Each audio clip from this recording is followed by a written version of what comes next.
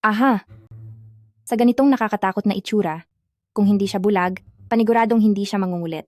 Mabait kong kaibigan, hintayin mo ang magandang balita ko. Sisiguraduhin kong masisira ang blind date na ito.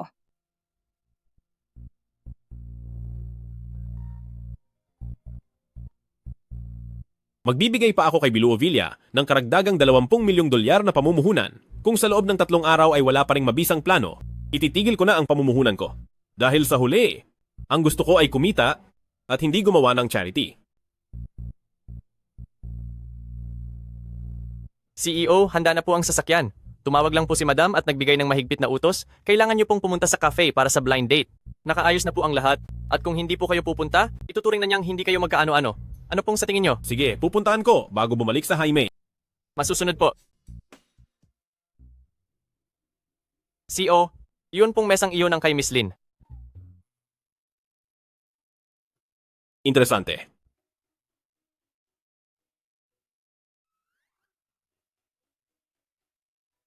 Miss Lin Sisi, tama ba?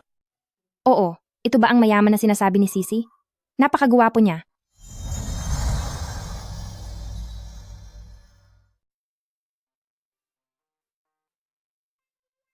Kumusta? Ako si Guming yan. Ah, ikaw si Guming yan? Wala sa ugali ko ang maghintay sa lalaki. Ikaw ang nauna. Pasensya na, kasalanan ko ito. Ayos lang, hindi naman ako mapagtanim ng galit. Dahil inamin mong mali ka, uminom ka na lang bilang pambayad sala. Hi, nag-order ako kanina ng isang box ng imported na alak. Pwedeng buksan na natin ang lahat.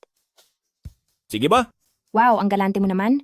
Sige, uunahin ko itong isa para mabawasan ang laman ng pitaka mo. Tingnan natin kung hindi ka manghinayang.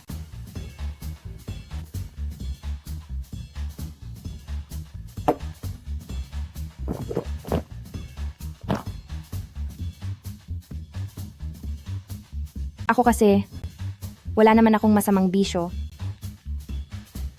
Mahilig lang talagang uminom ng kaunti.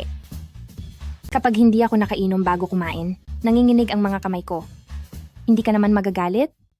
Halatang halata sa babaeng ito na hindi naman talaga siya marunong uminom. Pagkatapos mag-makeup ng parang ewan, ito naman ang gagawin niya ngayon. Interesante. Hindi naman. Hindi ko lang akalain na pareho pala tayo ng hilig. Patay, hindi tumablab ang paraang ito. Tama, meron pa pala akong huling alas. Mukha ka namang mabuting tao, kaya magtatapat na ako sa iyo. Ako, hindi talaga ako pwedeng magkaanak. Kaya hindi tayo bagay. Sa tingin ko ay bagay tayo. Dahil hindi rin ako mahilig sa mga bata, masyadong maingay. Sabi ng doktor may pambihirang sakit ako sa dugo na walang lunas.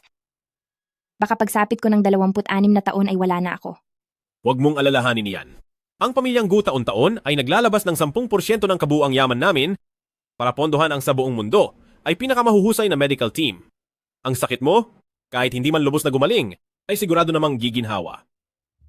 Mainit ang ulo ko. Mahilig din akong magsuot ng mga kakaibang damit. Mahilig magpunta sa mga bar. Tumingin sa mga gwapong lalaki. At meron pang mga simpleng libangan na hindi masyadong maganda pakinggan. Pero hindi ko kayang iwanan. Wala akong pakialam. Basta huwag ka lang magkakalat sa harap ko at ng pamilya ko, ayos lang. Pumayag ka pa rin? Talagang ayaw mo akong tantanan ha?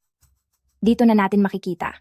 Sa mundong ito, walang sinumang lalaki ang magkakagusto sa babaeng unang pagkikita pa lang ay nagyaya na agad sa hotel. Ikaw ang galing mo. Nagugustuhan kita, tara na sa hotel. Imbes na pagkain, ikaw ang gusto kong kainin. Sige ba? Bakit mayroong taong ganyan katigas ang ulo? Nandito na tayo sa hotel, pero wala man lang siyang reaksyon. Hinding-hindi siya magiging bastos, di ba? Beth, talagang hindi ko na siya kaya.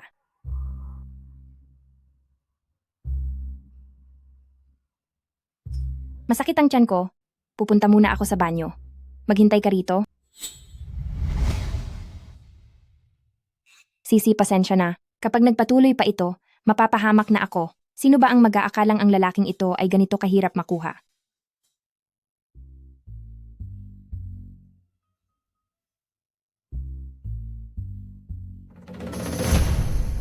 Miss Lin?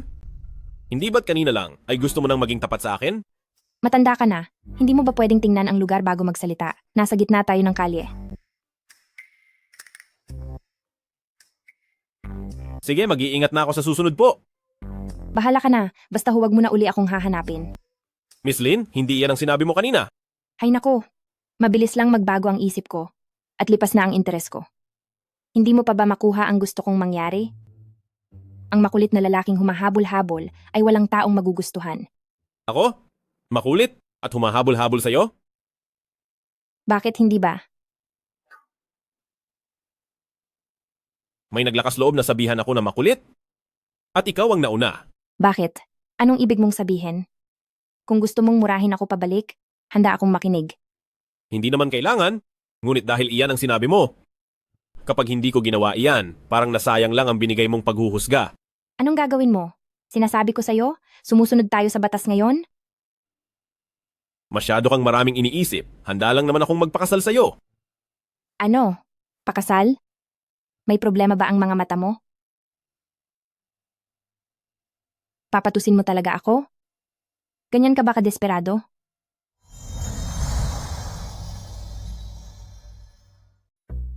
Maganda ang aking mga mata.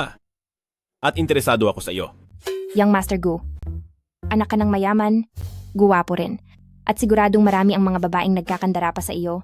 Bakit mo ba kailangang sa akin makipagtalo? Tapusin na natin ito at maghiwalay na tayo. Pagkatapos ay magkunwari tayo na hindi natin kilala ang isa't isa. Bilang lalaki, magpakalawak ka naman ng isip. Malawak ang isip?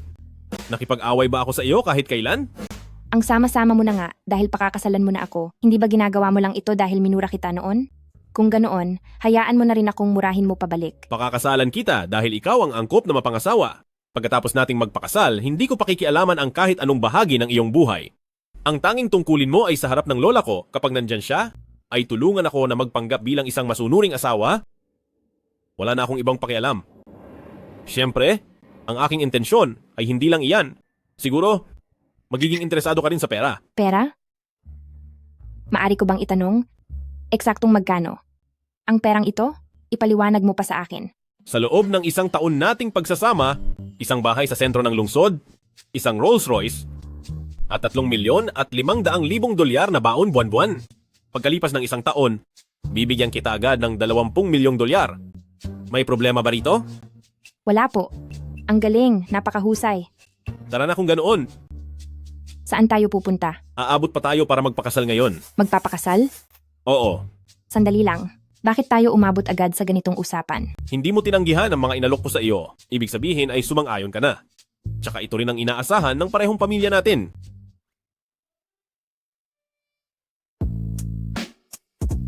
Naiintindihan ko ang iyong punto. Pero ang problema ay, hindi naman ako ang iyong tunay na kadate. Kailangan ko pang tanungin ang opinyon ng taong iyon. Miss Lynn, mayroon bang problema? Sobrang bilis nito. Kailangan ko munang magsabi sa aking pamilya. Sige, bibigyan kita ng 10 minuto. Sumagot ka sana sa telepono. Hello, Xiao-chan? Hello, Sisi. Bakit ngayon ka lang sumagot? Ang plano natin ay nabigo na ng lubos.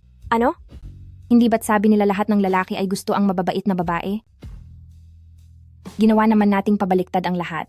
Pero ang lalaking ito, pinipilit na pakakasalan ako. Ano na ang gagawin ko? Ano? Pakakasalan mo siya? Oo nga, para siyang baliw. Kahit anong sabihin ko, kinokontra niya. Parang may maling tornilyo sa utak niya at pilit akong pinapakasalan. Pero, yung mga kondisyon ay medyo maganda naman. Isang bahay sa city center, Rolls Royce, at isang unit ng Phantom. Tapos bawat buwan, ang allowance ay 3,000,000 dolyar. Sa huling taon, ay babayaran ng isang bagsakan na 20 milyong dolyar. Hala, kung wala na talagang ibang paraan, pakasalan mo na lang siya. Hindi mo na kailangan pang mag-alala na babawasan ng mga magulang mo ang panggastos mo sa buhay. Tigil! Hindi siya ang tipo ko. Kung hindi, ikaw na lang ang magpakasal sa kanya. Ginagamit ko ang pagkatao mo ngayon, ate, at magkaiba ang apelido natin. Wala namang problema, sabihin mo na lang na sumunod ka sa apelido ng nanay ko? Ang apelidong Song. Sino ba ang nagsabi noon na kung sino man ang magpapakasal ay talunan at mabuhay ang mga single? Parang masyadong madaming reklamo si Miss Lynn tungkol sa alok ko. Anong ginagawa mo rito? Tapos na ang 10 minuto. Bessie, makinig ka. Tanga lang ang hindi kukuha ng pera. Kung hindi na talaga pwede, pwede ka namang makipag-divorce. Sa bandang huli, nakuha mo na ang pera? kaya hindi ka lugi, di ba? Mukhang may nakakaintindi naman pala rito. Songchan, gusto mo pa ba ang bahay ng nanay mo? Sa loob ng 3 araw, kapag hindi mo naibigay ang 3 milyong dolyar bilang deposit, ibebenta ko ang bahay ng nanay mo na wala na. Hoy, teka lang. Hindi namang ibig sabihin na hindi pwedeng magpakasal. Bahay, kotse, at may 3 milyong dolyar pa na allowance bawat buwan. Kapag nakuha ko ang pera, ang bahay na iniwan ng nanay ko ay maililigtas ko. Kapag nagtiis ako ng 3 buwan, magiging akin na talaga ang bahay. Siguro nga, konting tiis na lang, pumapayag na ako na magpakasal sa'yo, pero pwede bang bigyan mo muna ako ng 3 milyong dolyar ngayon? Sige, magpakasal muna tayo at saka ko ibibigay ang pera. Sige po.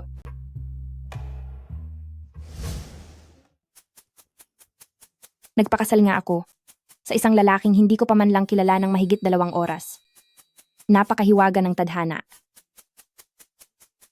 Nandito ako ngayon sa Civil Affairs Bureau. Pumunta ka rito at sunduin ako. Hoy! Sige, babalik na ako agad.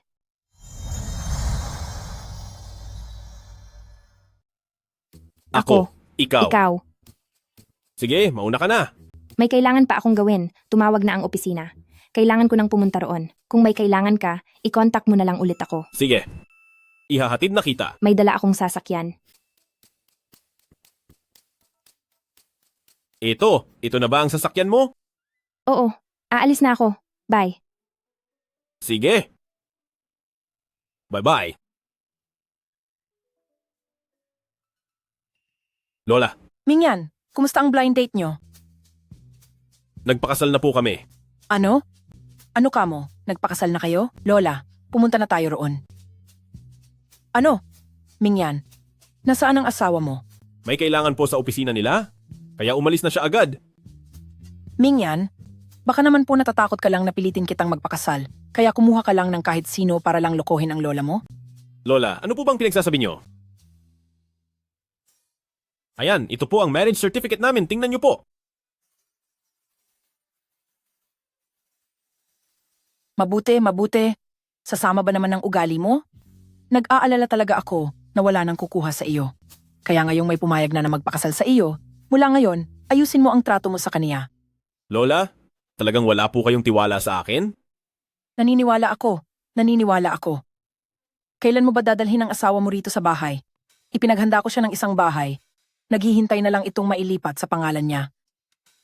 Gantito po. Bukas, ihaharap ko po ang asawa ko sa inyo. Tungkol naman po sa titulo, itago niyo muna, saka niyo na po ibigay sa kaniya. Sige. Basta ba ay maging maayos ang pagsasama ninyo, masaya na ang lola mo. Pero, itong marriage certificate ay iuuwi ko sa bahay. Baka kasi talikuran mo ako at makipaghiwalay ka ulit. Lola, talaga po bang hindi kayo naniniwala sa akin? Sige na. Kailangan ko nang bumalik para sa afternoon tea. Huwag na nating pag-usapan, aalis na ako. Sige po.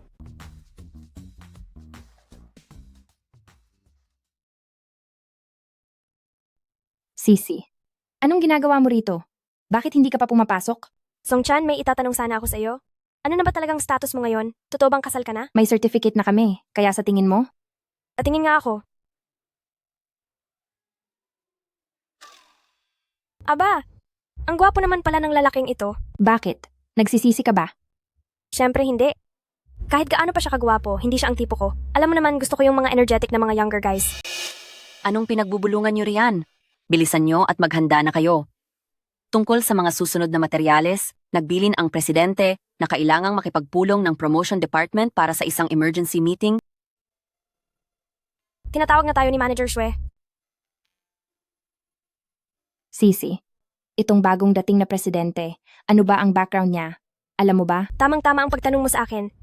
Ang bagong presidenteng ito ay ang tagapagmana ng pinakamayamang tao sa kabisera, ang tagapagmana ni Gu Group, dati siyang nasa ibang bansa. At dahil matanda na si Old Madam Gu, kaya inilipat na niya ang focus ng kanyang negosyo pabalik dito sa ating bansa. Balita ko ay napakagwapo niya at pinipilit na rin siyang magpakasal ng pamilya niya. Pinipilit magpakasal? Lola, bakit parang pamilyar sa akin ito?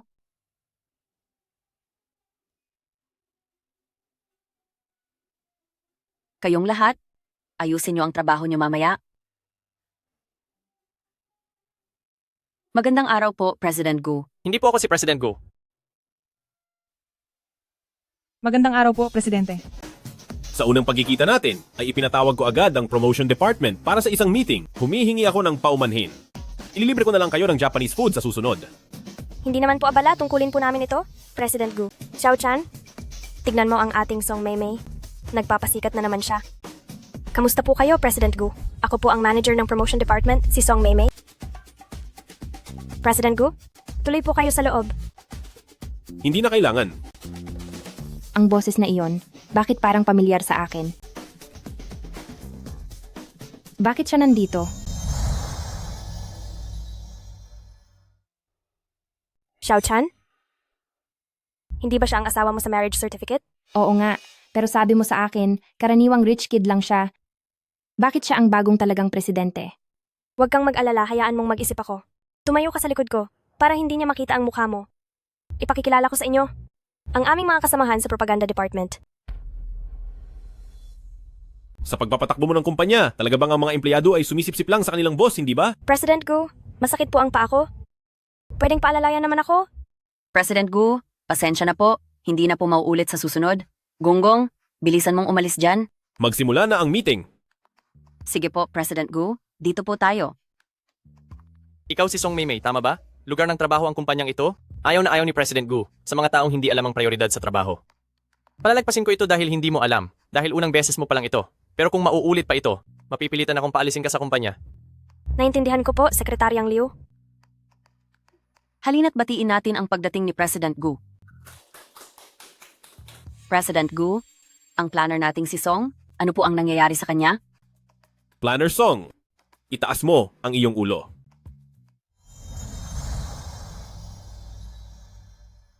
Patay, namukhaan kaya niya ako. Aray, masakit ang tiyan ko, pupunta muna ako sa banyo. President Gu, ang tiyan ko rin medyo masama ang pakiramdam. Pupunta rin po muna ako sa banyo. President Gu, talagang mabusisi ang mga babaeng katrabaho? Pasensya na po kayo, President Gu. Walang anuman. Ipadala mo sa akin ang mga data report tungkol sa live stream ng promotion department. Umorder ka na rin ng ilang desserts at milk tea at pagbalik nila ay magpakilala ang bawat isa. Sige po, aayusin ko po agad. Sisi, anong gagawin ko ngayon? Siya ang malaking boss ng kumpanya. Kapag nalaman niyang niloko ko siya, tiyak na paparusahan niya ako. Hi, mabuti pang gumawa na ako ng resignation letter. Wag naman! Sayang naman ang sahod ko. Wala pang 1 linggo akong nagtatrabaho. Xiao-chan, sorry po. Kasalanan ko ito dahil hindi ko ito napag-isipang mabuti. Huwag kang masyadong mag-alala dahil sa akin nagsimula ito, hindi kita pababayaan. Hayaan mong mag-isip ako ng paraan. Hindi pa naman umaabot sa pinakamalalang sitwasyon. Sisi, hindi naman kita sinisisi. Alam ko naman na hindi mo ito sinasadya. Hindi lang talaga natin inaasahan na espesyal pala ang pagkakakilanlan niya. Hay, wala na tayong magagawa. Siguro minalas lang talaga ako. At kung kailangan ay magre-resign na lang ako. Marami pa namang trabaho riyan. Xiao-chan, siguradong sa past life ko ay nailigtas ko ang mundo. Kaya ngayong buhay ko ay nagkaroon ako ng ganito kabait na best friend. Huwag kang mag-alala. Hinding-hindi ka aalis sa trabaho. Masyado namang OA iyan. Baka noong nakaraang buhay ay magkapatid na tayo. Kaya muling nagtagpo ang landas natin ngayon. Best friend, parang kapatid na kita. Ayoo nga pala, bakit hindi ko naisip iyon? Sisi, ano ang naisip mo? Pagdating ng oras, kapag nalaman niyang Song Chan ang pangalan mo, ganito ang sabihin mo. Sabihin mo na hindi ka lang gumamit ng apelido ng nanay mo. Kundi para sa pag-alala sa kaniya, pinalitan mo ang pangalang Lin Sisi para maging Song Chan. At ako naman, ay isang tao na kapangalan mo lang na Lin Sisi. Uubra kaya iyan? Parang masyadong gawa-gawa lang. Wala na tayong ibang paraan. Sana lang ay huwag siyang masyadong matalas.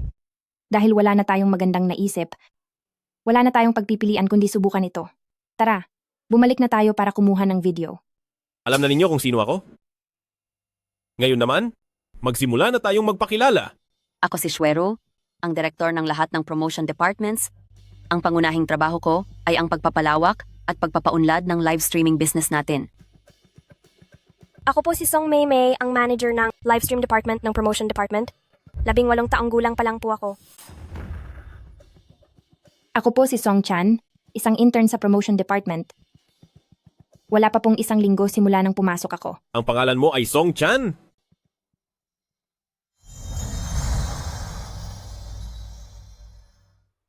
President Gu, kilala mo ba si Song Chan? Isa lang siya sa aming mga bagong internship student na mahina noong schoolmates pa kami. Kung hindi mo siya gusto, papasabihan ko ang HR na tanggalin na siya. Sino ang nagbigay sa iyo ng karapatan na pangunahan ang desisyon ko? President Gu, hindi po sa ganoon. Gusto ko lang. Hindi ko gusto kapag may lumalampas sa aking pamamaraan. Sa susunod na mangyari ito, magligpit ka na ng gamit at umalis. Opo, sir. Pagkatapos nito, magsasagawa ako ng mga pagbabago sa trabaho ng lahat. Kalaunan, ipag-uutos ko kay Sekretaryang Liu na ipaalam sa inyo. Opo, opo. Salamat naman. Mukhang nakalusot din. Ikaw? Pumunta ka sa opisina ko ngayon. Yari na ako. Diyos ko, gabayan niyo po ako. Sana ay makalusot pa ako rito. Song Chan, bakit kilala ka ni President Gu? Wala namang espesyal. Isang beses lang kaming nagkita. May mga tao talaga na akala mo sa pamamagitan ng panlilinlang ay mabilis silang magtatagumpay sa trabaho. Mag-ingat ka at baka sa huli ay mauwi lang sa wala ang lahat. Song Maymay, huwag kang mag-alala. Hindi ako tulad ng iba. Alam ko ang aking limitasyon. Kung hindi sa akin, hindi ko ito ipagyayabang. Tingnan natin kung hanggang kailan ka magmamalaki.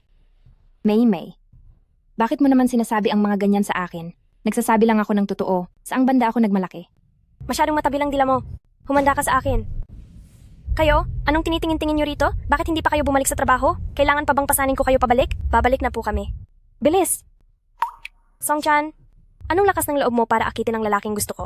Titingnan ko nga kung ano talagang kaya mo. Abangan mo ang gagawin ko sa'yo. Xiao Chan? O baka naman samahan na kita doon? Wag na, kahit anong iwas pa, darating pa rin ang dapat harapin. Talagang kailangang mangyari ang dapat mangyari. Harapin na lang natin ng maaga. Mag-ingat ka roon. Huwag kang mag-alala. Hindi ba't pinaghandaan naman natin ang lahat ng ito? Magwawagi ako. Abangan mo. President Gu, magandang araw po. Ako po si Song Chan. Pasok!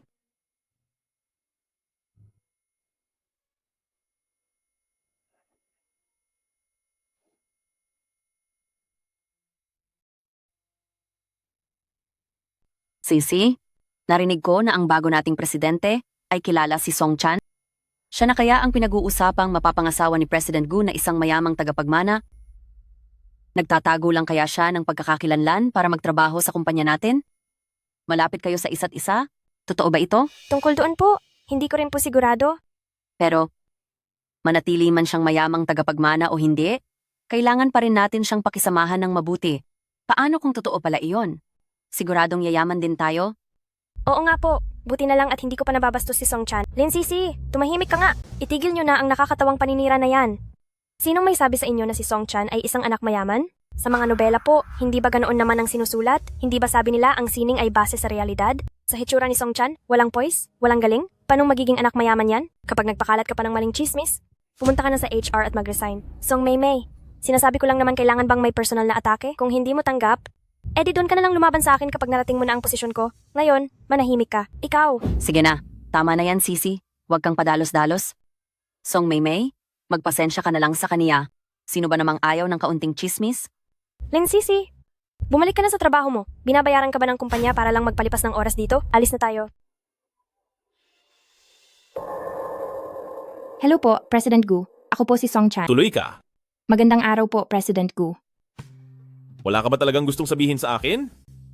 Ano po kasi, hindi ko alam kung saan magsisimula. Magsimula tayo kung kailan ka pa nagsimulang gumamit ng pangalang Song Chan. Sa totoo lang po, hindi ako nagsisinungaling. Noong huli tayong magkita, nasabi ko na kinuha ko ang apelyido ng nanay ko. Konti lang ang nakakaalam.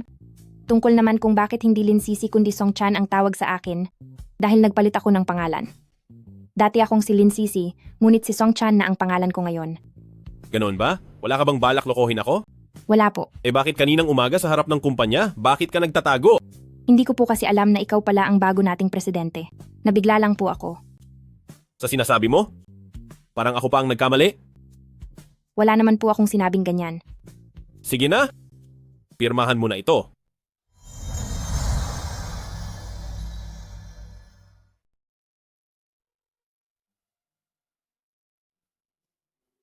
Ayan, ayos na. Ito po.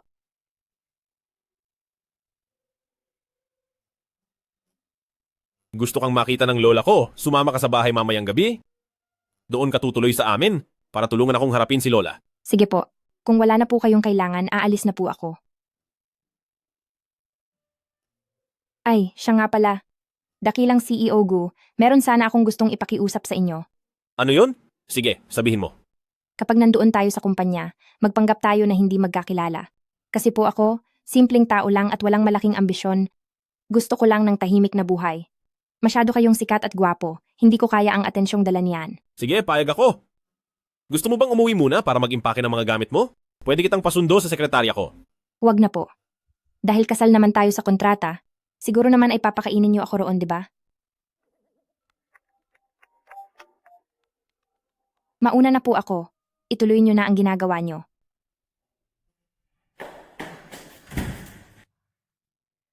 Salamat sa langit, sa wakas ay nakalusot din. Xiao-chan, anong nangyari sa'yo?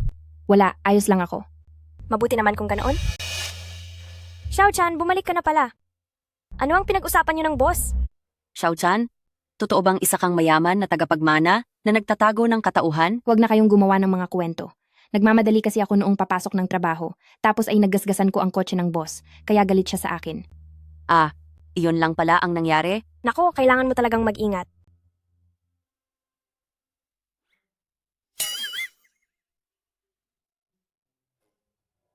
Nandito na ba kayo? Lola, ito po ang asawa ko. Magandang araw po, Lola. Mabuti, mabuti. Napakabait mong bata. Halika, pasok tayo sa loob kasama si Lola.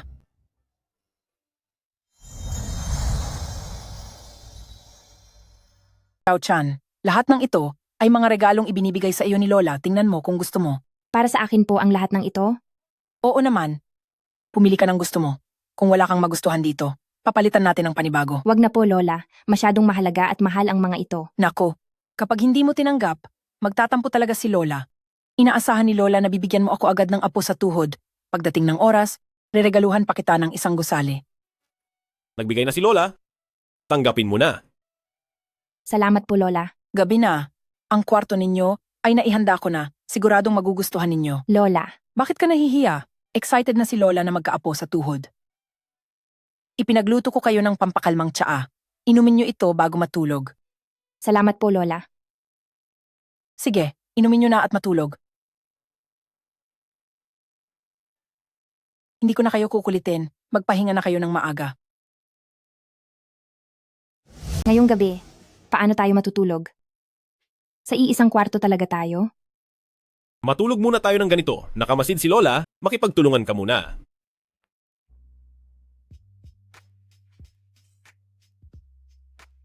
Bakit pakiramdam ko ay ang init ko?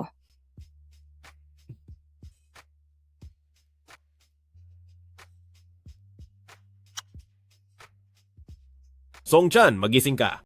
Patawad. Guminyan, bitawan mo ako. Ang galing, sigurado ako na malapit na akong magkaroon ng apo sa tuhod.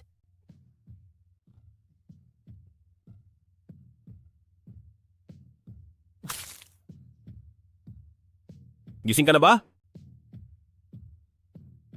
Ikaw. Ako. Song-chan.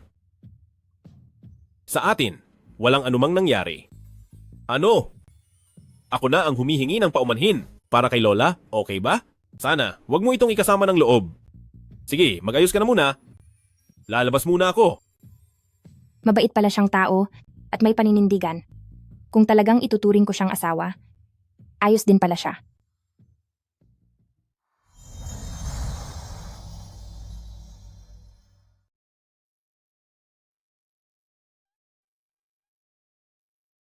Lola, Xiao-chan, noong nakaraang gabi, kumusta naman ang pakiramdam mo? wala naman po akong naramdaman. Ano? Wala kang naramdaman. Huwag kang mag-alala. Pansamantala lang naman ang mga hirap na iyan.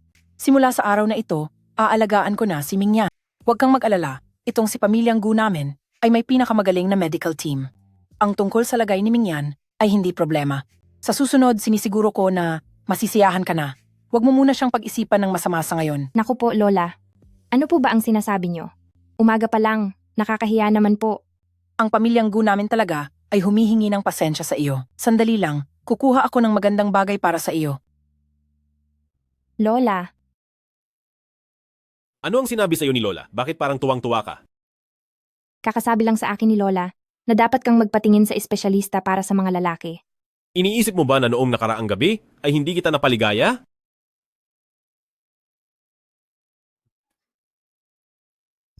Naabala ko ba kayo? Sige, magpatuloy lang kayo. Ituloy niyo lang iyan. Ipaliwanag mo na lang iyan kay Lola. Papasok na ako sa trabaho. Sandali!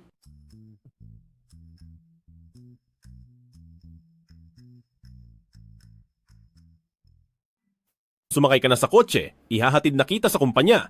Isa lamang akong hamak na empleyado, hindi na kailangan pang mag-abala ang mahal na boss na ihatid ako. Mauna na po kayo. 8:45 na ng umaga. Sa alas 9 ay mahuhuli ka na. Mag-ingat ka, baka mabawasan ang iyong sahod. Sige na nga.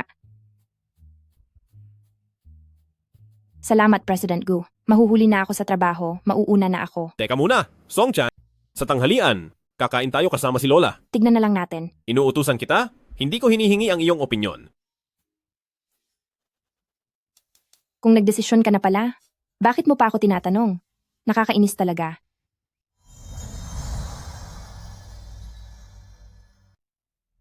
Pasensya na. Song Maymay. Iniisip ko kung sino, itong napakabaliw ng umaga. Ikaw lang pala, Song Chan. Mukhang mayaman ang taong nilalandi mo, maganda ang sasakyan. Pero hindi natin alam ang ugali ng taong iyan. Song Maymay.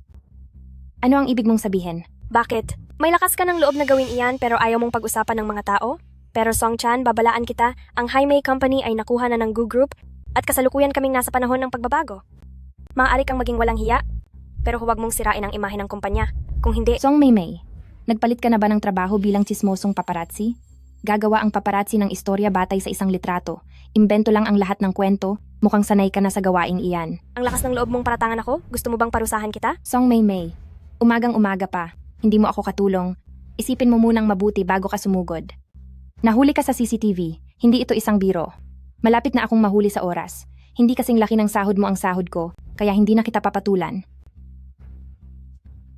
Song Chan, humanda ka sa akin. Ang sakit ng pakiramdam ko. Anong nangyari sa inyo, Direktor Shue? Pakiramdam ko, may allergy ako sa kinain ko. Ano? Paano nangyari iyon? Sinuri ko ang mga pagkain kaninang tanghalian. Wala namang luya.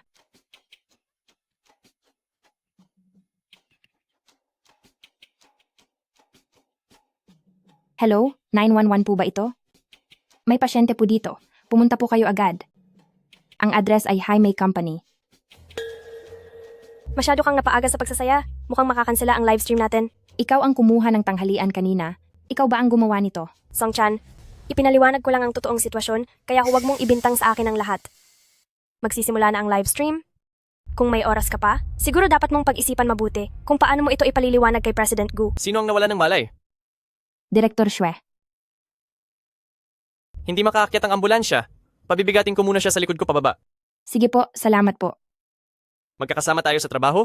Ang kaligtasan ng buhay ang pinakamahalaga. Magsisimula na ang live stream. Nasaan si Direktor Shue? President Gu? Sisi, ano na ang gagawin natin? Biglang na-ospital ang host. At ang promosyon na pinaghirapan ng kumpanyang iplano ay mauudlot na. Nasa 10 milyong dolyar ang nakataya rito. Hindi ko kayang bayaran ang halagang iyon. Kung wala na talagang ibang paraan, Xiao Chan ay ikaw na mismo ang mag-host? Ano? Hindi ko kaya. Huwag ka munang tumanggi agad. Kung ako sa'yo, ang kulang na lang sa iyo. Kumpara kay Director Shue ay sikat na pangalan. Pero isipin mo, ito ang unang live broadcast ng kumpanya. Siguradong malaki ang ilalabas na budget sa pag-promote. Huwag kang mag-alala tungkol doon. Pero ang mas mahalaga, siguradong may sabuatan sa likod nito.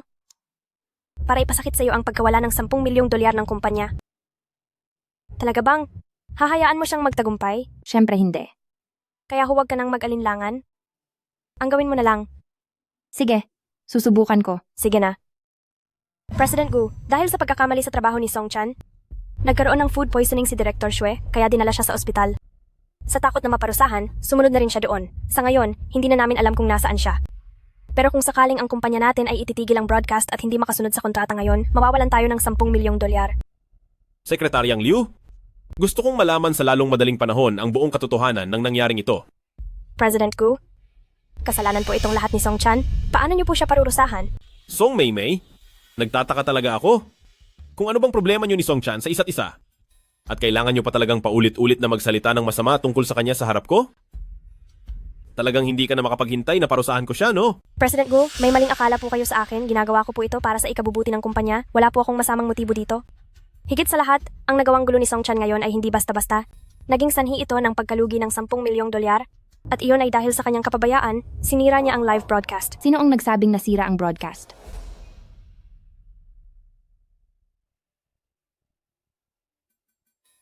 Song Chan, ano na namang kalokohan ng balak mo? Narito ako para sabihin sa iyo na kahit wala si Direktor Shue, magpapatuloy pa rin ang live broadcast. Magpapatuloy? Song Chan, nagpapatawa ka ba? Nasa ospital si Director Shue at wala siya rito. Sino ang mag-broadcast? Ako ang mag-broadcast.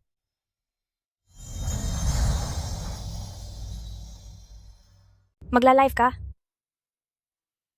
Sino ka ba sa akala mo? Isang ordinaryo at walang kwentang tao? Mukhang hindi mo naiintindihan ang limitasyon mo. Song Maymay, huwag mo na itong intindihin. Dahil wala ka namang kinalaman dito. President Gu, tingnan mo ang si Song Chan. Bilang empleyado, hindi siya sumusunod sa utos at kumikilos ng mag-isa. Bilang empleyado, wala siyang respeto sa boss ng kumpanya. Ang mga ganitong tao ay hindi karapat-dapat manatili, dapat na siyang alisin. Tumahimik ka nga.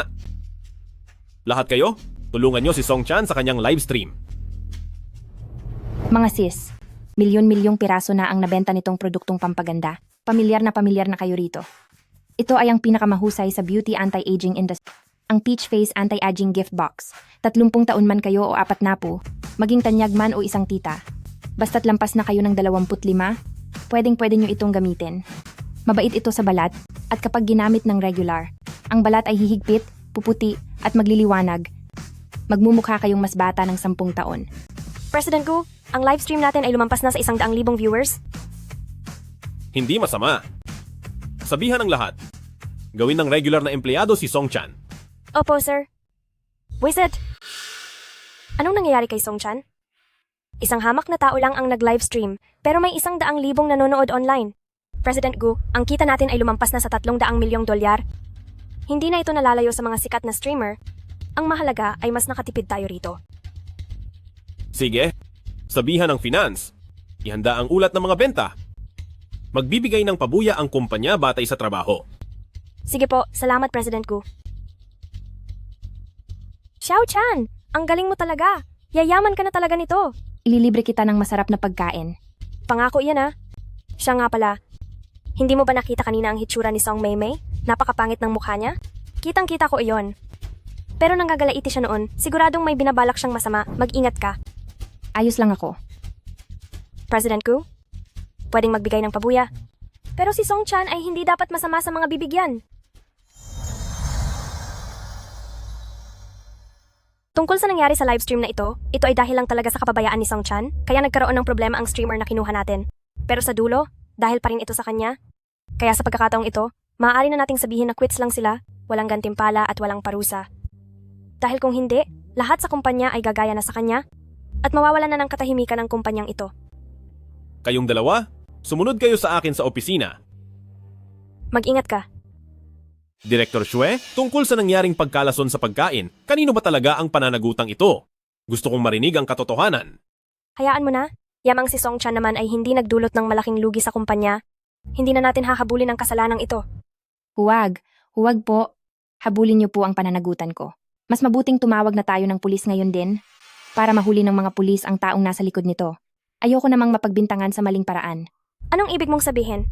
Siyempre, malinis ang konsensya ko. Samantalang ikaw, bakit parang masyado kang nagmamadali?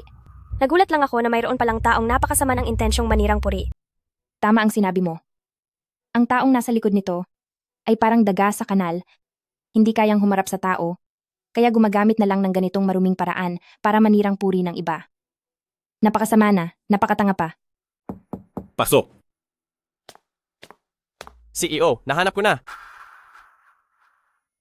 Sinabi lang ni Sekretaryang Liu na nahanap na niya, pero hindi pa niya sinasabi kung sino. Bakit parang gulat na gulat ka yata? Song Chan, tumahimik ka! Song Maymay? Napakayabang mo yata. Dito mismo sa harap ko bilang CEO, ay nagagawa mong sigawan ang taong may malaking ambag sa kumpanya. Baka darating ang araw, sigawan mo na rin pati ako sa harap ko mismo? Hindi po, President Gu. Nagkakamali po kayo. Ako ay...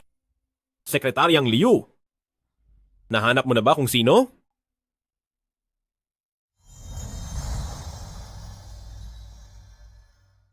CO, ang taong nakita ko ay si Song Maymay. Hindi po totoo yan. Sekretaryang Liu. Nagkakamali kayo, hindi ako yun. Song Maymay, nagsisinungaling ka pa rin ba? Eksakto, nakakuha ako ng CCTV footage habang naglalagay ka ng gamot sa tiyan. Pagdating natin sa presinto, siguradong malalaman kung sino ang may kasalanan. Paninira yan. Alam ko namang hindi ka aamin, kaya gumawa ako ng maraming kopya. Pagdating sa presinto, doon ka na magpaliwanag sa mga pulis.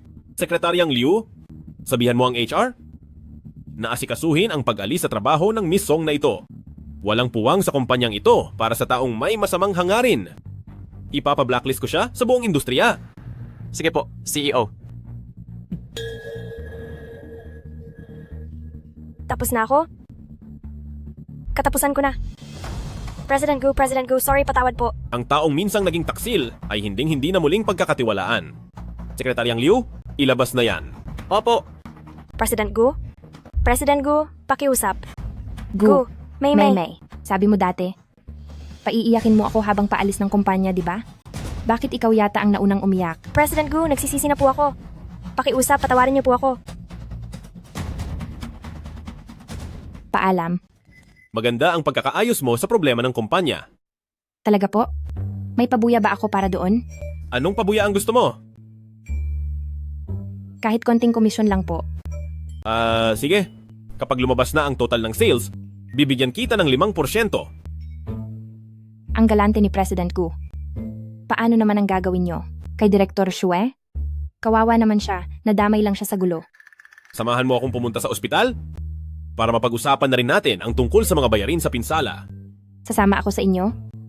Bakit? Ayaw mo ba? Hindi po, gustong gusto ko po. President Gu, may kailangan pa po ba kayo? Kung wala na po ay babalik na ako sa trabaho. Sige. Pumunta ka na. Song Chan. Ilang ugali pa ba ang itinatago mo? Lalo ka atang nagiging interesante.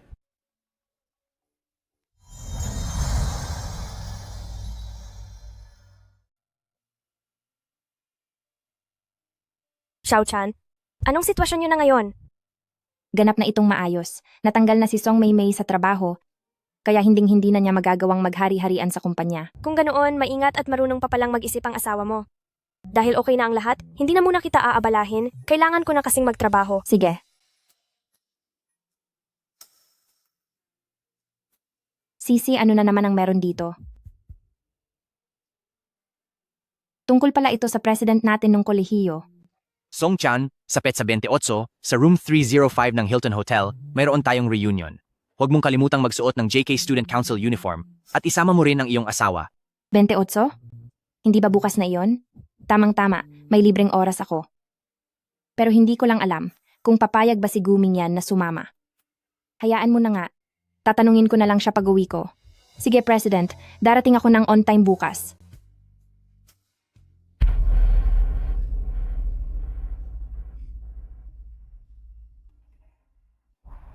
Lintik naman. May, pumayag na si Song Chan na pumunta sa school reunion. Mabuti? Dahil sa kanya, nawalan ako ng trabahong malaki ang sahod, kaya sisiguraduhin kong mapapahiya siya sa lahat. Darling, wag na muna natin siyang pag-usapan. Sa oras na ito, sa akin ka muna.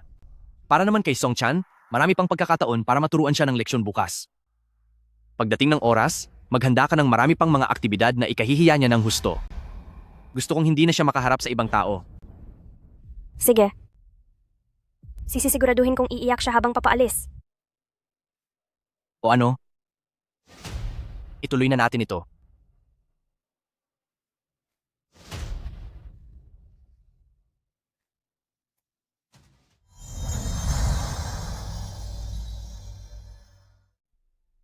Lola? Mingyan. Xiao-chan, nandyan na pala kayo? Lola po, magandang araw po, madam. Ay, Xiao Liu, narito ka rin pala? May kailangan lang pong asikasuhin sa trabaho ang presidente. Kailan ba kayo bumisita ng hindi dahil sa trabaho?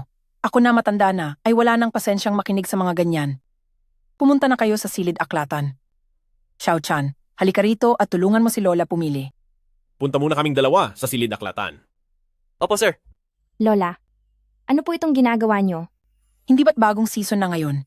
Ito ang mga katalog ng mga damit at mga bagong labas na disenyo ng mga bag. Kadarating lang ng mga ito, pumili ka riyan. Kung may magugustuhan ka, ipapahatid ni Lola ang mga iyan dito sa bahay. Masyado naman po yatang bongga iyan. Hindi naman, ganyan naman na ang nakagawian dati pa. Pumili ka lang ng gusto mo. Kung wala kang magustuhan, bukas ay pasasamahan kita kay Mingyan para mamili. Sa mismong shop na kayo pumunta para pumili. Huwag na po, Lola. Sa tingin ko ay maganda na ang iilang pirasong ito. Hindi ko na po kailangang pumili pa ng iba. Naku, hindi sapat ang iilang piraso lang. Kung hindi mo talaga gusto ang mga nandito, bukas ay sa shop ka na mismo pumili. Uutusan ko si Mingyan na isama ka para mag-shopping. Huwag na po, Lola. Wala po akong oras na mag-shopping bukas. Magtatrabaho ka bukas? Hindi ba't Sabado naman na? Lola, iyong student council president namin noong kolehiyo ay may inorganisang reunion at nakapagsabi na po ako na pupunta ako.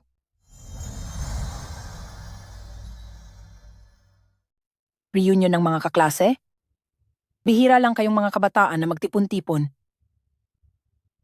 Kaya kailangan mong pumunta. Ano ang balak mong isuot bukas? Gusto mo bang isama kita ni Lola para magpaayos ng itsura?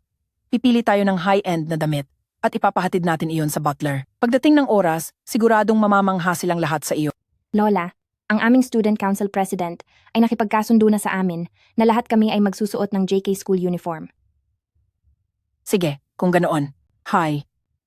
Ang lola mo ay tila wala ng pakinabang ngayon. Ay naku Lola, huwag po kayong magsalita ng ganyan. Ang mga kaklase ko noong kolehiyo ay maraming taon ko nang hindi nakikita. Gusto ko silang bigyan ng regalo. Kaya kailangan ko pa ring hingin ang payo nyo. Sige, ako na ang bahala rito. Ang lola mo ay siguradong maayos na lulutasin ito. Tingnan mo, 300,000 dolyar lang ito. Napakamura lang. Tamang-tama itong pangregalo. Pati na rin itong relo. Lola, mga simpleng tao lang ang mga kaklase ko. Hindi ako pwedeng magbigay ng ganito kamahal na regalo. Ganoon ba? Kung itong bandana kaya, siguradong magugustuhan ito ng mga babae. Maganda po ang bandanang ito. Salamat po Lola. Sige, heto na ang mga iyon. Sapat na ba ang mga ito? Sapat na po, sapat na. Lola, Apo ko na ang turing ko sa iyo. Nararapat lang na tulungan kita. Sa weekend, gusto mo bang si Mingyan ay samahan ka? Kung kailangan mo, dapat mo nang sabihin sa kanya ng maaga. Kung hindi ay baka mawala na naman siya sa sobrang busy. sige po Lola. Mamaya ay kakausapin ko si Mingyan. Gabi na po Lola. Magpahinga na po kayo ng maaga. Sige, Sekretaryang Liu, ayusin mo ang aking schedule. Bibisita ako sa ibang probinsya sa loob ng 2 araw.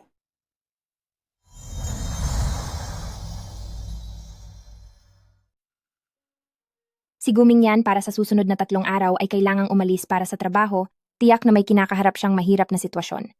Sa pagkakataong ito, kung tatanungin ko pa siya tungkol sa reunion, ay mukhang hindi magandang ideya. Tandaan, kontraktual lang ang kasal namin, kaya mas mabuti nang huwag siyang masyadong abalahin. Kahit pa sa susunod na araw, hayaan ko na lang silang pag-usapan ako. Pasok! Bakit ka nandito? Wala lang po, pinapunta lang po ako dito ni Lola para tignan kayo. Sabi po niya ay mula nang bumalik kayo, ay naging sobrang busy na kayo hanggang ngayon. Uminom po muna kayo ng tubig. Sige, salamat. Walang anuman. Gabi na rin po, magpahinga na po kayo ng maaga. D. naku, ang ganda mo talaga. Bagay na bagay sa'yo ang kahit anong suotin mo, si Xiao Chan.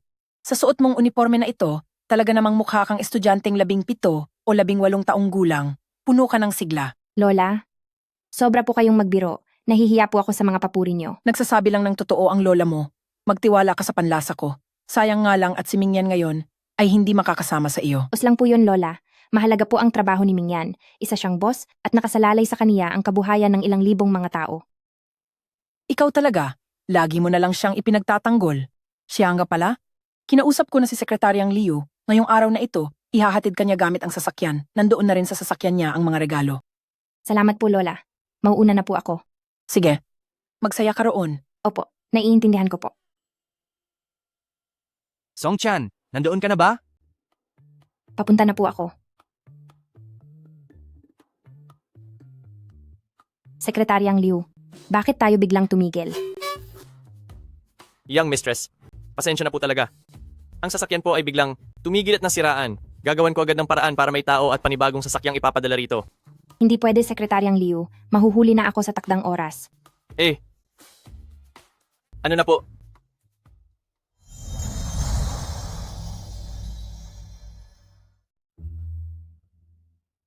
Young mistress, hindi naman yata tama ito, di ba? Sekretaryang Liu, alam ko ang ibig mong sabihin.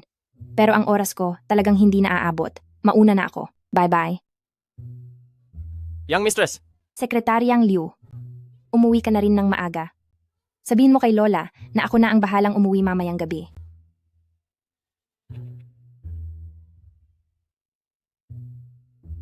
Napakatalino ko talaga. Nagbisikleta lang ako, pero hindi ako nahuli. Talagang nagbilin si President Joe sa amin na asikasuhin ng mabuti ang Miss Song na ito. Dapat kang maging alerto. Napakaginoo talaga ni President Joe kahit sobrang laki na ng kumpanya niya. Sa mga kaklase niya, ay napakalapit pa rin niya. Sana talaga naging kaklase ko rin si President Joe. President Joe Miss Song, nag-ayos pa pala ang president ng taong susundo sa akin. Maalalahanin pa rin siya gaya ng dati. Kamusta po kayo? Ako po ang tinutukoy ninyong Miss Song. Nagpapatawa ka ba, Ale? Ganyan ang suot mo rito. Umalis ka na, bago pa ako mawala ng pasensya. Hindi ka man lang ba nagtanong bago pumunta na ang mga inimbitang kaklase ni President Zhou ngayon ay mga tinitingalang tao tapos ganyan ang itsura mo, akala mo ba ay bulag kami? Talaga namang hindi ba't Joe Yang ang pangalan ng President Junyo? Tingnan nyo, ito ang mensahe ng imbitasyon na ipinadala niya. Ito ang pangalan ko, at ito ang address ng VIP room. Tama na yan? Para lang makapanloko, kompleto pa ang dala mo. Alis na, bago pa kita masaktan. Huwag mong isiping makakalusot ka. Hindi ka namin bibigyan ng pagkakataon. Bakit hindi nyo ako payagang tumawag?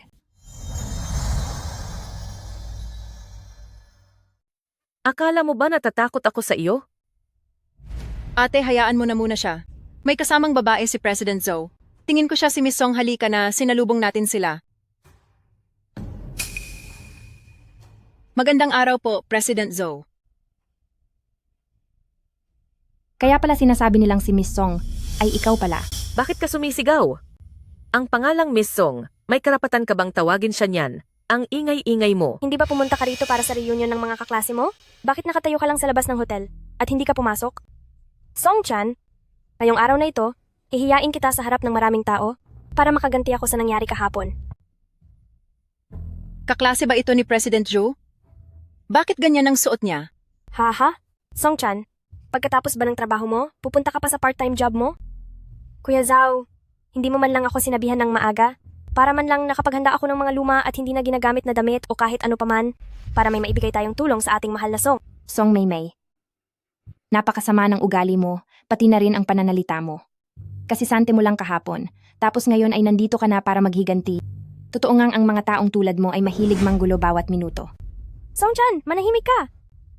Talaga namang kahiya-hiya na ang buhay mo. Bawal na ba itong sabihin ngayon? Kung alam ko lang na masyado kang sensitibo, hindi ko na sana hinayaan si Kuya Zhao na iimbita ka. Nagdala ka lang ng kamalasan. Tama na yan, Maymay. Tumigil na tayo sa pagsasalita. Isa pa, hindi ko naman alam na si Song-chan ay magiging ganyan kahirap. Song-chan, tingnan mo ang sarili mo ngayon. Pangit ang suot mo. Bagsak na ang buhay mo. Hindi mo ba nararamdaman na tuwing kasama mo kami, ay ibinababa mo lang ang aming antas?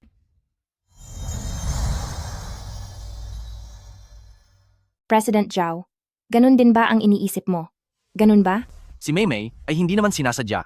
Total naman ay magkaklase tayo nung kolehiyo. Naghihintay na ang lahat. Pumunta na tayo sa pribadong silid. Song-chan, tara na. Hump. Pagdating sa loob, may mas malaking sorpresa pa ang naghihintay sa iyo. Hangal.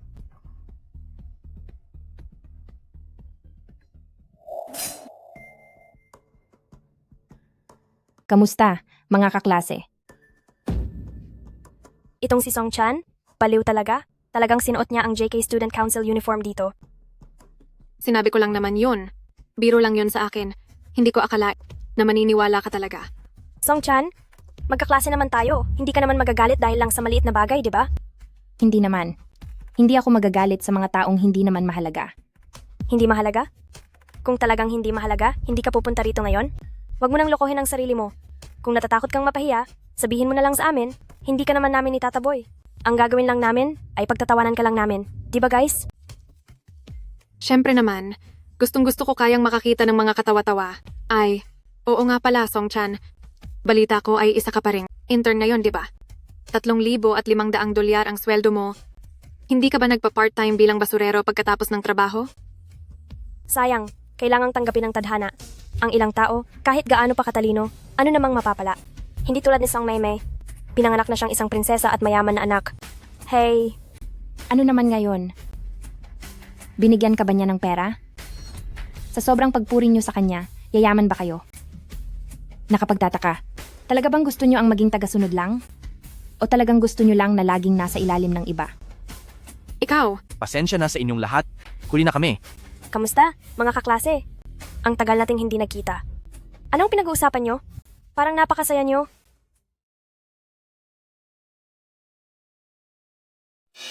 Miss Song, pumagit na ka naman po para sa amin.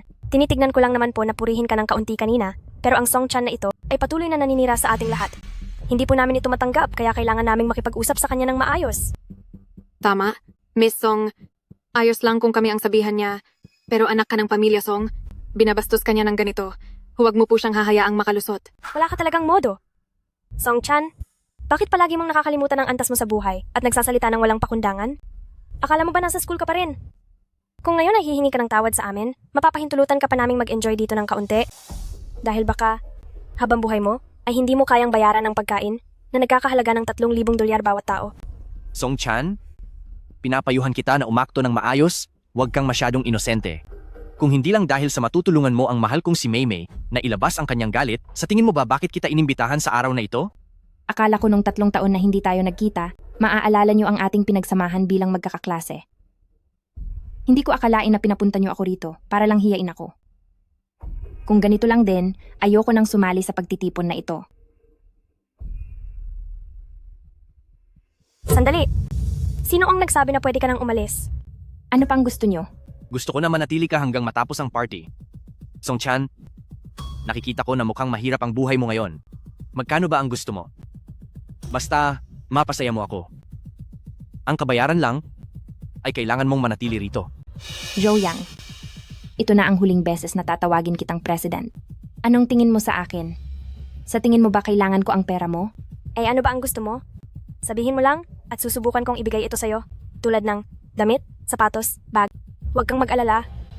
Buwan-buwan ay, nakasanayan ko na ang magbigay ng donasyong mga damit, kaya sigurado ako na pwede kitang bahaginan ng kaunti.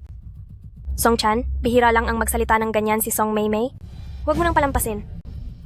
Tama. Magandang pagkakataon na ito para bumuti naman ang kalidad ng buhay mo. Sinasabi ko sa'yo, tiisin mo lang ang araw na ito. Sa loob ng kahit 1 taon, ay magiging marangya ang buhay mo. Ang laking pakinabang. Anong karapatan niyo para sabihin iyan sa akin? Kung gusto niyong maging mga sunod-sunuran, gawin niyo para sa sarili niyo, pero huwag niyo akong idamay. Mukhang kulang pa ang hinihingi niya. Ano ito? Wow, ang ganda naman ng mga alahas na to. Talagang galing sa mayamang pamilya. Isa siyang tunay na milyonarya. Song Maymay, anong ibig mong sabihin? Lagi kong iniisip na sa mundong ito, walang ganoong bagay na hindi nababali ang prinsipyo. Ang sinasabing katapatan ay isa lamang paraan ng pagtatraidor na hindi sapat ang kapalit. Tingnan mo ang sinasabi mo kanina, parang talagang seryosong-seryoso ka na akala mo ay napakalinis mong tao, pero gusto ko lang talagang makita kung ang dati naming junior ay kaya bang masilaw sa pera at tuluyang malubog sa tukso. Ang galing talaga ng paraan ng baby Maymay ko. Sa mga sinabi niya, gusto ko na ring makita. Sinabi ko na sa inyo, hindi ako nagkukulang sa pera at hindi ko kailangan ng inyong mga mamahaling alahas. Kunin niyo na to at kayo na lang ang tumingin. Song Chan, mukhang nawawala ka na sa katinuan. Sinasabi mo pang hindi ka nagkukulang sa pera? Kahit pa masasahe sa taxi hindi ka makagasta tapos nagpapanggap ka rito na kung sino ka. Tama. Hindi pa ako nakakita ng babaeng ganito kakapal ang muka. Alam ng lahat ang totoo. Huwag mo akong husgahan base sa alam mo lang. Madaling sabihin ang magagandang salita. Kung kaya mong magpakita ng ganyang karaming mga alahas, meron ka bang ganyang kamahal na mga alahas? Sinong nagsabing wala ako?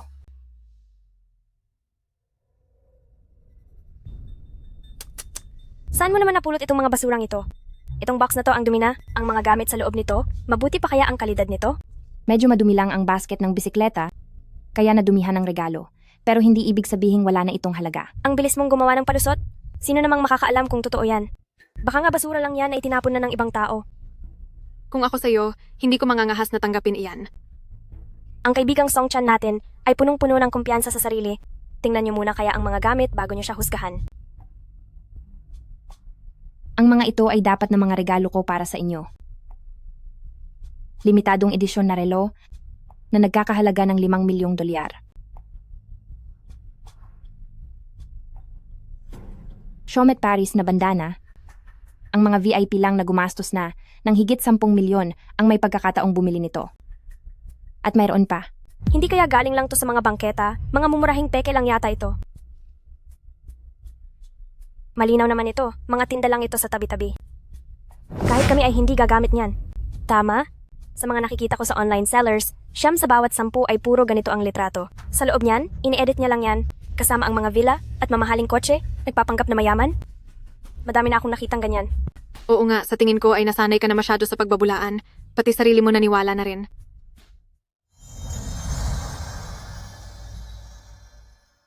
Hindi kasalanang maging bulag ang mga mata nyo, pero huwag na huwag ninyong lilinlangin ang ibang tao. Gawin ninyong malinaw. Ang mga bagay na ito ay kailangang may resibo at dokumento, at dapat ay may kwalifikasyon bago nyo mabili. Sigurado ba kayong nakabili na kayo ng ganito? Wala man lang ba kayong kaalam-alam sa ganito?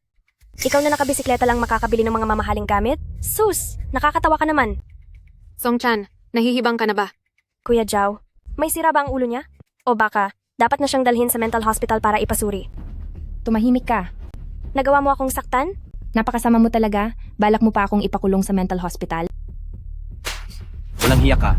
Naglakas loob kang saktan. Ang babae ko sa harap ko mismo? Naghahanap ka ba ng gulo? Joyang, huwag mong isiping porke may pera ka, ay magagawa mo na ang lahat ng gusto mo. Pagsisihan mo ito. Songchan, tinatakot mo ba ako? Hindi mo pa ba alam na kliyente na ako ngayon ng Gu Group? Kapag nakipagtulungan na ako sa Gu Group, mula ngayon ay magiging isang sikat na negosyante na ako, may kayamanan na mahigit 100 milyong dolyar, isang tanyag na entrepreneur na may maliwanag na kinabukasan. Tignan mo ang sarili mo. Sa ating dalawa, parang langit at lupa, napakalaki ng ating agwat. Ikaw pa ang may ganang manakot? Kuya Zhao, pagsabihan mo siyang mag-sorry sa akin. Naririnig mo ba? Humingi ka ng tawad. Sekretaryang Liu, bilisan mo at sunduin mo na ako. Sekretaryang Liu? Napakagaling mong gumamit ng pangalan ng iba. Bakit si Sekretaryang Liu ay hindi sasama kay President Gu at sa'yo sasama? Ngayon ay talagang tuturuan ko ng leksyon ang isang tulad mong sinungaling na mang-aagaw. Ibalik mo sa akin ang phone ko. Iyan ang mapapala mo sa paglaban sa akin. Bilis, lumuhod ka na at humingi ng tawad kay Miss Song. Lahat kayong naririto ngayon, walang makakaligtas sa inyong lahat. Lumuhod ka na. Dali, lumuhod ka na. Tingin ko, dapat pa siyang painumin ng tubig galing sa banyo para magtanda. Kayo nang bahala sa kanya. Ako mismo ang kukuha ng tubig. At dadagdagan ko pa iyon. Hahaha.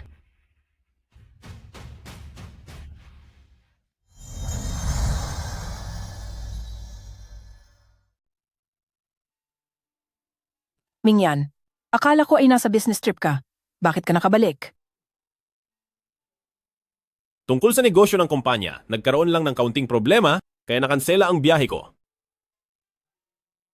Nasaan si Songchan? Bakit mag-isa ka lang dito sa bahay? Lumabas si Xiao Chan. Tingnan mo, talagang hindi kayo nagtagpo. Mula nang ikasal kayo, wala kayong panahon ni Xiao Chan na magpalapit ng loob sa isa't isa. Kaya pala pumunta si Xiao Chan sa reunion nila nang hindi ka kasama. At alam ko po na ang party na iyon ay dapat may kasamang pamilya. Hindi naman niya sinabi sa akin. Sino pa ba ang gaya mo na araw-araw ay wala nang inatupag kundi trabaho ng trabaho? Sige na po, kasalanan ko na. Buti at alam mong mali ka.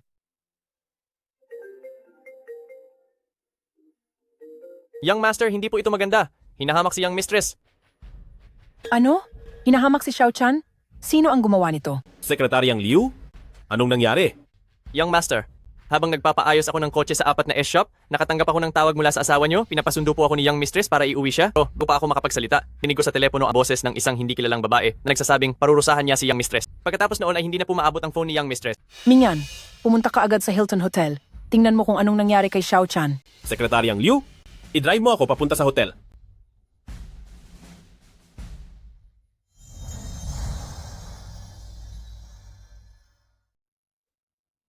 Tigil! Ayos ka lang ba? Anong ginagawa mo rito? Hindi ba dapat ay nasa kabilang probinsya ka? May biglang nangyari sa kumpanya, kaya kinansela ko na ang out of town ko. May sugat ang tuhod mo? Alalayan na kita. Salamat. Songchan, ito ba ang tinatawag mong Sekretaryang Liu? Sekretarya? Anong klaseng sekretarya? Yung nagtatrabaho kapag may kailangan? O baka naman, yung sekretaryang may ginagawang milagro sa amo? Songchan, noong nasa harap kita noon, nagpapanggap kang napakalinis mo. Akala ko kung gaano kakagalang-galang. Hindi ko akalaing patago ka palang naglalaro ng ganyan. Hindi siguro mura ang bayad sa lalaking ito, no? Lapastangan. Sino ang nagbigay sa iyo ng lakas ng loob? Nahamakin ang asawa ko? Mga wala kayong modo. Asawa mo? Talaga ba? Akala mo ba naglalaro ka lang dito ng roleplay? Isang hamak na lalaki lang. Ang lakas ng loob na bantaan ako. Tingnan mo muna kung sino ka lang. Babalaan kita. Ako ang taong hindi mo kayang kalabanin. Kung gusto mo akong pabagsakin, mas mabuting hintayin mo na lang ang susunod mong buhay para magtagumpay. Paano mo gustong parusahan sila? Gusto kong makita silang lahat na lumuhod at humingi ng tawad sa akin. Hihingi ng tawad sa'yo? Sino ka ba sa akala mo? Sekretaryang Liu, turuan mo sila kung ano ang ibig sabihin ng disiplina. Bukod pa riyan, ang mga mapang-aping tulad nyo ay wala ng karapatang magpakita sa kabiserang ito. Masusunod po, CEO. Aasikasuhin ko na po agad ito. Ang ganitong klase ng tao ay nagyayabang lang sa harap ng babae, nagpapanggap na mahalagang tao, at nagmamarunong, pero ang totoo, isa ka lang nakakatawang uto-uto. Sa lungsod na ito, wala kang karapatang magsalita. Sa lahat ng taong naglakas loob na magsalita sa akin ng ganyan, ikaw ang nauna. Hangang-hanga ako sa lakas ng loob mo. Pero malalaman mo rin sa lalong madaling panahon kung sino ba talaga ang nasusunod sa lungsod na ito. Makinig kayo, pakinggan nyo ito. Ang tanga na ito. Nakuha pang magbanta at takutin tayo. Nagpapasikat? Pero hindi naman bagay sa kanya. Baka sa huli ay magmukha ka lang katatawanan. Sekretaryang Liu, bilisan mo. 3 minuto. Gusto ko silang lahat na mawalan ng lahat ng yaman. Sige po. Joe Dafu, ang anak mo ay kinalaban si President Gu, kaya wala na ang negosyo ng pamilya nyo. Kung gusto nyo pang maging maayos ang lahat, ngayon din, bilisan mo, imbestigahan mo para sa akin kung sino-sino ang mga taong nandyan sa reunion at palayasin silang lahat sa Imperial Capital. Kung hindi, ang pamilyang Zhou nyo ay mawawalan ng lugar sa Huaxia. Hayop ka. Naghahanap ka ba ng parusa? Kayo lang? Isang malaking biro. Ikaw lang? Alam nyo ba kung sino ang binabangga nyo ngayon? Siya lang naman ang pinakamayamang tao sa Imperial Capital. Ang CEO ng Gu Group na si Guming yan. At ang kinalaban nyo ay ang asawa ng CEO ng Gu Group. Ano? Ano? Siya ang CEO ng Gu Group? Si Gu Mingyan? At si Song Chan ang Madam Gu? Nakabangga ko ang Madam Gu? Totoo ba ito? Imposible. Siguradong pakana lang ito ni Song Chan at nagbayad lang siya ng aktor. Dahil imposibleng ang isang basurera ay makakasama sa CEO ng Gu Group. Niloloko niyo ba ako? Ipapaharap ko kayo sa tatay ko para matuto kayo. Tama. Hindi siguro yan ang totoong Madam Gu? Sa tingin nyo ba lolokohin ko kayo? Sapat ba ang halaga nyo para gawin ko yon? Mukhang kayong lahat ay ayaw tumigil hanggat hindi pa napaparusahan. Ngayon, ipapakita ko sa inyo kung paano gumalaw ang Gu Group. May isa pang Song Meme na hindi pa napapatitino. President Song, dahil sa gulo ng anak mo sa aming Madam Gu, ubus na ang yaman ng pamilya nyo. Dapat mong tanungin ang magaling mong anak tungkol dito. Tay, inaapi ako rito. Bilisan mo, tulungan mo ako. Wala kang kuwentang anak. Bakit mo kinalaban ang CEO ng Gu Group? Wala na. Katapusan na ng pamilya natin. Lahat ay nawala na. Imposible. Tay, niloloko mo lang ako, di ba? Tatay ko.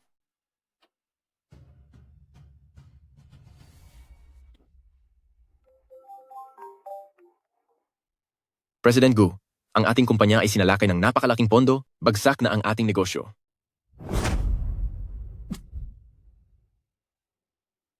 Ikaw ba talaga ang presidente ng Gu Group? Wala na. Sekretaryang Liu, napakabulag ko. Hindi ko po kayo nakilala agad. Hindi ko talaga alam na siya pala ang Madam Gu. Kaya pakiusap, alang-alang na rin sa amin ni Song Chan dahil magkaklase kami noon, pakiusapan si President Gu na pagbigyan kami. Napakagago ko, nawala ako sa sarili ko. Umalis ka sa harap ko. President Gu, nagkamali ako. Pakiusap, maawa kayo sa pamilya namin. Dapat ay kay misis mo itanong, yan? Kay Song Chan. Song Chan, kailan pa siya naging Madam Gu? Hindi mo na kailangang malaman. Ang dapat mo lang malaman ay tapos na ang inyong pamilya, Song. At ikaw ang dahilan kung bakit nagdurusa ang lahat dito. Yan ang tandaan mo.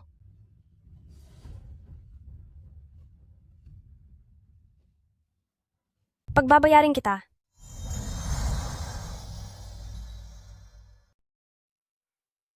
Bubuhatin kita. Wag na, hindi naman talaga ako pilay at kaya ko namang maglakad. Nananood si Lola sa loob ng bahay? At kapag nakita kanyang ganyan na hindi kita tinutulungan, isipin mo na lang kung ano ang mangyayari sa akin mamaya. Kaya, para hindi na magkaproblema, makisama ka na lang. Sige na nga. President Gu, salamat sa araw na ito. Tawagin mo akong Mingyan. Ha? Sa loob ng bahay, tawagin mo akong Mingyan. Opo, Tandaan mo, sa susunod na may mang-api sa'yo, sabihin mo sa akin, asawa na kita ngayon, kaya dapat alam mong gamitin ang iyong karapatan. Ang mga taong nagpapalungkot sa iyo ay maaari nating paalisin sa paningin mo. pero hindi ba't ito ay kasunduan lang? Sabihin mo, legal ba ito? Legal po. May problema pa ba? Wala na po. Mabuti naman. Ayos lang na gamitin mo ang pangalan ko para manakot, kaya sa susunod, maging mas mautak ka. Hindi naman ako palaging maaaring nasa tabi mo para protektahan ka. Sige po.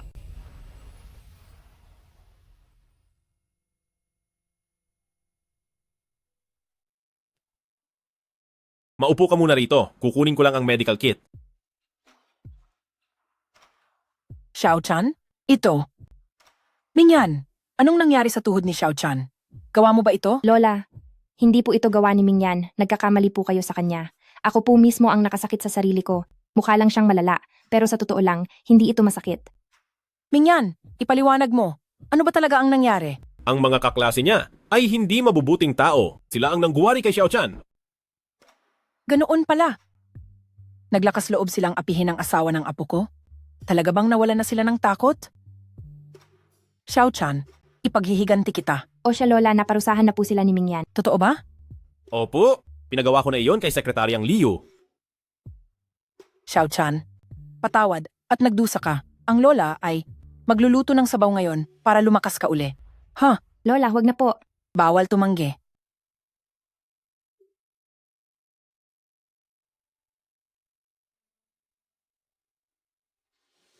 Hello. CEO, naayos na po ang lahat. Sina Pamilya Song at Joe Group ay wala na sa serbisyo. Ang dalawang iyon kasama ang 3 pang kaklase ng misis ay pinalayas na sa kabisera. Mahusay ang ginawa mo.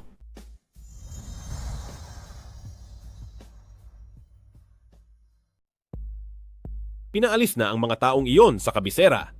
Ang bilis naman. Sa totoo lang, hindi naman sila galing sa tanyag na pamilya, kaya ang pabagsakin sila ay napakadaling gawin, di ba? Gumaan ba ang loob mo? Sobrang gumaan po. Ikaw na ang pinakamabait.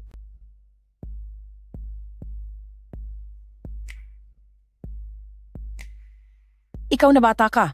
Mabuti naman at naging mabilis ka. Mula noong kinasal kayong dalawa, hindi pa nagkaroon ng sapat na oras para ipakilala si Xiao-chan sa lahat? Para malaman ng ibang tao na siya ang iyong asawa? Sa ganoong paraan, sino pa ang mga ngahas na apihin siya? Ayos lang po ako, Lola. Bakit mo naman sinasabing ayos lang? Halika rito. Mayroon si Lola na espesyal na regalong ibibigay sa iyo. Ang bagay na ito ay nakuha ni Lola sa isang subasta sa halagang $1 bilyong, ang Deep Sea Sapphire na kuwintas. Isuot mo ito sa inyong kasal. Kuwintas na nagkakahalaga ng $1 bilyong. Ganito ba talaga kung magregalo ng pangkasal ang mga mayayaman? Talagang napakasimple lang para sa kanila? Xiao-chan. Xiao-chan. Xiao-chan. Opo, Lola. Anong nangyayari? Ha? Wala po. Sumakit lang po saglit ang binti ko. Mingyan, bilisan mo na. Dalhin mo na si Xiao-chan sa inyong kwarto.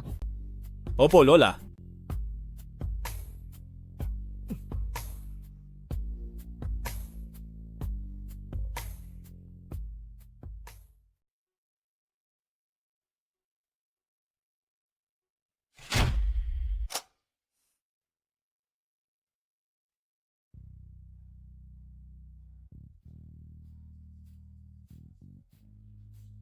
President Gu, ipinagkakatiwala ko na sa iyo si Xiao-chan. Dapat mong alagaan siyang mabuti? Dahil kung hindi, pagbabayarin kita. Sige. Habang buhay kong aalagaan si Xiao-chan, at hindi iyon magbabago kailanman. Kapag sinubukan ni Mingyan na tratuhin ng hindi tama si Xiao-chan, ako mismo ang magpaparusa sa kaniya. Xiao-chan, Dapat maging maayos ang inyong pagsasama. Kailangang maging masaya ka.